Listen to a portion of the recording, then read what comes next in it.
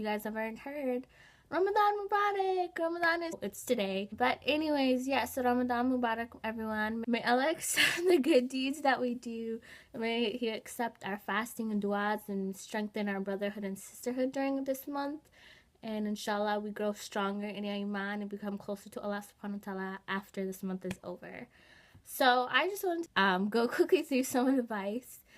And I'm doing this not only for others to benefit from, but for myself as well, because everyone struggles during Ramadan. And I think if you have a busy schedule and if you are someone who may just have converted to Islam and doesn't have a lot of Muslim family members to support you, it can be very difficult during this month, and that's kind of a situation that I'm in. So this advice first and foremost is to myself, because I'll hold myself more accountable since I'm making this video and kind of telling others to follow this advice.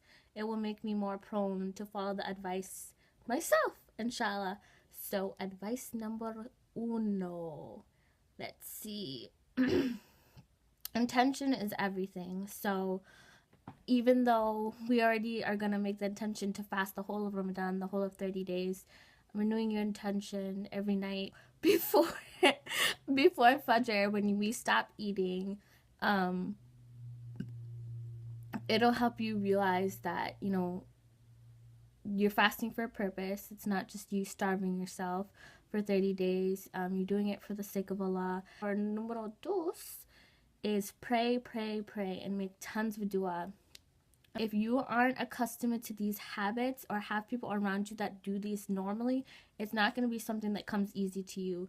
And so Ramadan is definitely going to give me the motivation, because there's so much more reward during this month, to be praying every prayer and to make it more of a priority than normal. And inshallah, that continues on after Ramadan.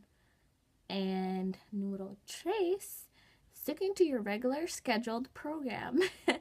As in, like, if you have a job, if you go to school, if you're a parent, if you whatever it is that you do normally, trying to keep doing that. Because the thing is like, my grandma always gave me this advice that there's always going to be a reward if you do more during Ramadan. But if you have a schedule where you already have things that you do every day, stick to that. Just because it's Ramadan and you're fasting doesn't mean that we sit around and lie around all day, because one, that's boring, and two, it's not the whole point for you to be fasting to do nothing, because there's reward when you help others, when, you know, it's a discipline, and it teaches us that there's others around us or others in the world that have to deal with so either the same or so much more worse.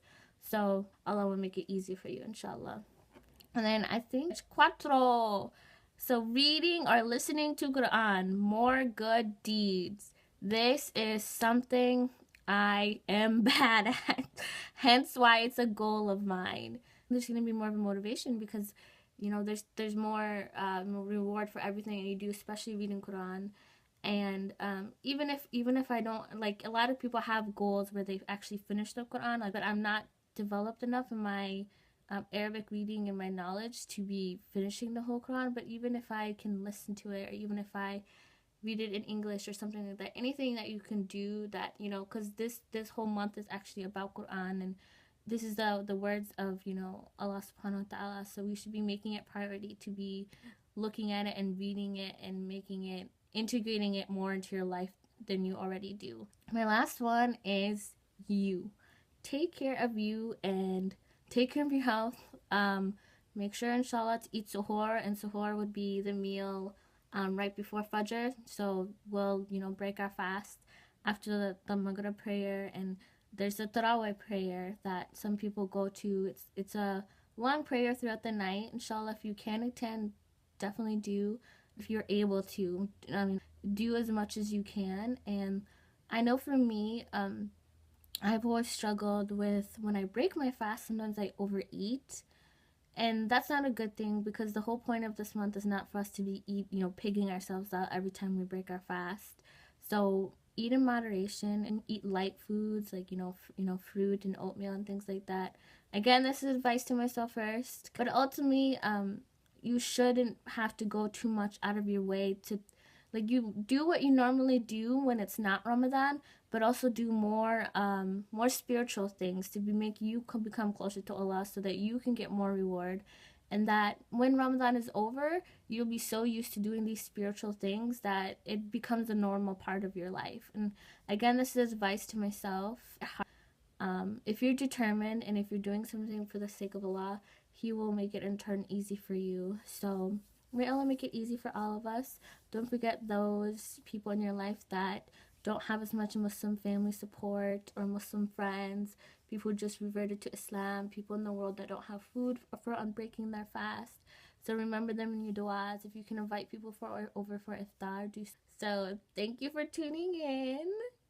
And this is Amina, and have a great Ramadan, everyone. Inshallah, I will do my best to make a video either during Ramadan, we'll see about my schedule, or after Ramadan. And I apologize, it's been so long since I've made one. But thank you so much, guys. Assalamu alaikum. I can't even talk.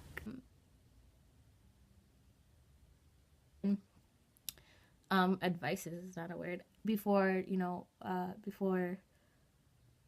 so sticking to your regularly scroll quat, I can't even speak my own language.